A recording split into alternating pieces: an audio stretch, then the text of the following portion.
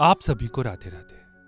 अंतर्राष्ट्रीय महिला दिवस की शुभकामनाएं। आज मन में विचार उठा कि भगवत गीता के साथ साथ भारत की जितनी भी महान देवियां हुई हैं, उनकी महानता पर, उनकी जीवन गाथा पर वीडियोस की एक श्रृंखला तैयार करूं और आप सबके सामने प्रस्तुत करूं। तो आज पहला वीडियो मैं जिस देवी पर बनाने जा रहा हूं वो एक ऐसी नारी है जिनकी महानता का वर्णन करने के लिए अंबर भी छोटा पड़ जाए।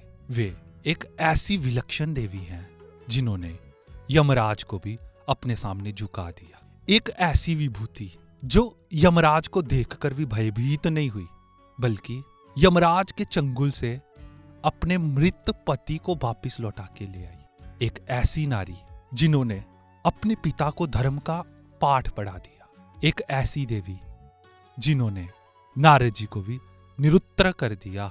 हम बात कर रहे हैं माता सावित्री की।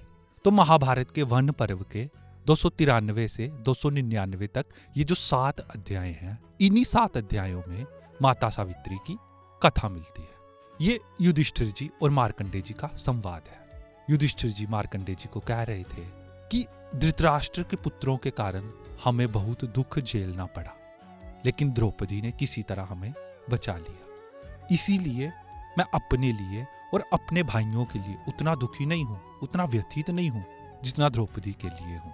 जयद्रथ भी द्रौपदी का हरण करके ले गया था। तो युधिष्ठिर जी मार्कंडेय जी से पूछते कि क्या आपने द्रौपदी से पहले किसी ऐसी पतिव्रता के बारे में सुना है जो इतना कष्ट सहकर भी अपने पातिव्रत्य धर्म का पूर्णतः पालन करे, जिसने हर संकट से अपने पतियों को बचाया हो? तो उत्तर में मार्कंडेय जी माता सावित्री की कथा युधिष्ठिर जी को सुनाते हैं। मार्कंडेय जी कहते हैं, मध्य देश के एक राजा थे जिनका नाम था अश्वपति। वे ब्राह्मण भक्त, विशाल हृदय, जितेंद्रिय और सत्य प्रतिज्ञ थे। यज्ञ करते थे, दान करते थे और बड़ी अच्छी तरह से अपनी प्रजा का संचालन कर रहे थे। सत्यवादी, क्षमाशील होने पर भी इनके कोई संतान नहीं थी। बहुत आयु बीत जाने पर भी इनको संतान की प्राप्ति नहीं हुई। तो इन्होंने संतान उत्पत्ति के लिए कठोर नियमों का आश्रय लिया। ब्राह्मणों के साथ प्रतिदिन 1 लाख गायत्री की आहुति देकर दिन के छठे भाग में थोड़ा सा भोजन किया करते थे और 18 वर्षों तक इन्होंने इस कठोर नियम का पालन किया। तो देवी सावित्री इन पर प्रसन्न हुई और अग्निहोत्र की अग्नि में प्रकट होकर मां सावित्री देवी ने इनको दर्शन दिए और वर मांगने के लिए कहा। तो राजा अश्वपति ने कहा कि मुझे संतान चाहिए, मैं संतान प्राप्ति के लिए ही यज्ञ कर रहा था। तो माता सावित्री ने प्रसन्न होकर कहा, राजन आपको एक कन्या की प्राप्ति होगी। ऐसा कहकर मां सावित्री अंतर्धान हो गई। राजा अश्वपति प्रसन्न हो गए, अपने नगर को वापिस लौट गए और वहां पुनः अपने गृहस्थ धर्म का पालन करने लगे। एक दिन शुभ समाचार आ गया कि जो इनकी पत्नी है, जिनका नाम मालवी था, वे मालव देश की राजकुमारी थी। वे गर्भवती हो गई थी। समय होने पर महारानी ने एक कन्या को जन्म दिया। क्योंकि वह कन्या माता सावित्री के आशीर्वाद से जन्मी थी, तो इसीलिए ब्राह्मणों ने उसका नाम सावित्री रखा। जल्दी ही उस कन्या ने युवावस्था में प्रवेश कर लिया और वो बड़ी सुंदर कन्या थी। लोगों को लगता था कि ये कोई साधारण कन्या नहीं, बल्कि देव कन्या ही है। उसके नेत्र नील कमल दल के समान थे और वह अपने तेज से प्रज्वलित सी जान पड़ती थी। उसके तेज से प्रतिहत हो जाने के कारण कोई भी राजकुमार उसका वर्ण नहीं कर सका। एक दिन राजा अश्वपति ने अपनी पुत्री को कहा कि अब तुम्हारे विवाह का समय आ चुका है, लेकिन कोई राजकुमार तुम्हारा वर्ण नहीं कर पाया है। तुम मेरी आज्ञा से विभिन्न देशों की यात्रा करो और जो राजकुमार तुम्हें गुणों में अपनी तरह दिखे उसका परिचय मुझे दो और मैं सब कुछ देखकर तुम्हारा विवाह उससे कर दूंगा। राजा अश्वपति कहते कि विवाह के योग्य हो जाने पर भी यदि पिता कन्या का विवाह नहीं करता तो वह निंदनीय होता है। इसीलिए हे सावित्री, तू मुझे देवताओं की दृष्टि में अपराधी मत बनाओ और तुम जाओ और अपने लिए किसी श्रेष्ठ पति को ढूंढो। और राजा ने अपने मंत्रियों को आज्ञा दी कि आप लोग श्रेष्ठ सामग्री लेकर सावित्री के साथ ही जाओ। सावित्री ने पिता को प्रणाम किया और उनसे आज्ञा लेकर वह वहां से चली गई। सुवर्णमय रथ पर सवार होकर बूढ़े मंत्रियों से घिरी वह कन्या तपोवनों में गई। अनेक तीर्थों में जाकर ब्राह्मणों को दान दिया और विभिन्न देशों में घूमती रही। एक दिन राजा अश्वपति अपने महल में बैठे हुए थे तो इनके पास नारद जी आए और नारद जी और राजा अश्वपति आपस में बातचीत करने लगे कि तभी वहां पर सावित्री भी आ गई और सावित्री ने अपने पिता और नारद जी को प्रणाम किया।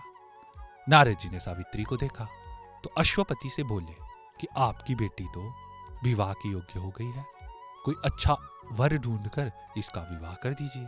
तो राजा अश्वपति ने कहा कि मैंने उसी कार्य के लिए सावित्री को भेजा था, तो अब यह यात्रा करके आई है, अब यही बताएगी कि इसने अपने लिए किस पुरुष का चुनाव किया है। तो अश्वपति ने सावित्री से कहा कि अपनी पूरी यात्रा का वृतांत सुनाओ, नारद जी को सुनाओ कि तुमने कौन से पुरुष को पति रूप में चुना है।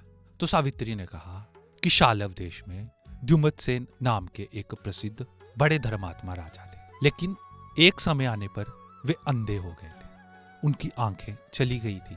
तो इस अवसर का लाभ उठाकर पड़ोसी राज्य के उनके जो शत्रु राजा थे उन्होंने उन पर आक्रमण कर दिया और उनका सारा राज्य हड़प लिया।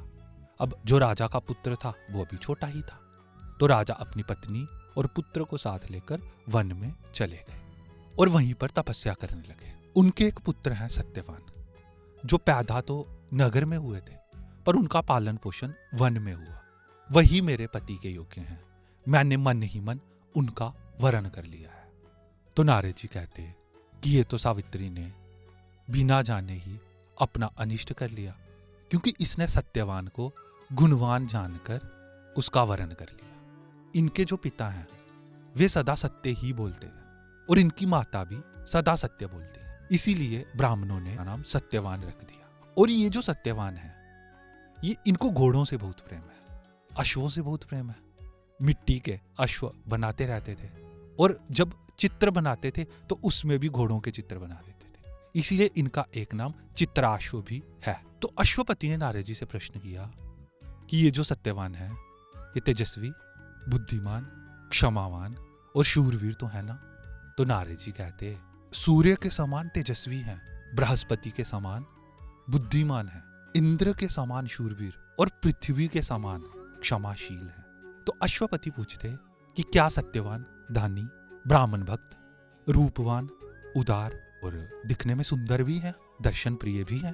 तो नारद जी कहते कि सत्यवान तो दान करने में संकृति नंदन रंती देव के समान है और उसी नर के पुत्र शिभी के समान ब्राह्मण भक्त और सत्यवादी हैं। ययाति की तरह उदार हैं और चंद्रमा की तरह प्रिय दर्शन है और रूपवान तो इतना कि मानो अश्विनी कुमारों में से ही कोई एक हो। नारद जी कहते कि वह जितेंद्रिय, मृदुल, सबसे मित्रता रखने वाला, कांतिमान है। तो अश्वपति नारद जी से पूछते कि भगवान आप तो उसे सब गुणों से संपन्न ही बता रहे हैं, क्या उसमें कोई दोष नहीं है, केवल गुण ही गुण है। तो नारद जी कहते वो उसका केवल एक ही दोष है कि वह आज से ठीक 1 वर्ष बीत जाने पर मृत्यु को प्राप्त हो जाएगा, क्योंकि उसकी आयु पूरी हो जाएगी। अब सत्यवान चाहे कितना भी गुणवान क्यों ना हो, लेकिन जब उसकी आयु में केवल 1 ही वर्ष शेष बचा है, 1 वर्ष से अधिक उसके पास आयु है ही नहीं, तो फिर कोई भी पिता अपनी पुत्री की शादी ऐसे व्यक्ति से कैसे करवाएगा। तो राजा अश्वपति ने सावित्री को समझाया कि बेटी तू पुनः यात्रा कर, अपने लिए कोई और वर ढूंढ ले, क्योंकि कोई पिता नहीं चाहता कि उसकी बेटी विवाह के 1 वर्ष के बाद ही विधवा हो जाए। यदि पहले ही पता है कि व्यक्ति के पास आयु केवल 1 ही वर्ष शेष बची है, तो कौन पिता अपनी पुत्री का विवाह ऐसे व्यक्ति के साथ करवा देगा। लेकिन सावित्री भी सावित्री थी। सावित्री ने अपने पिता को ऐसा क्या कहा कि राजा अश्वपति ने उसका विवाह सत्यवान से करवा दिया। ये हम अगले वीडियो में जानेंगे। धन्यवाद।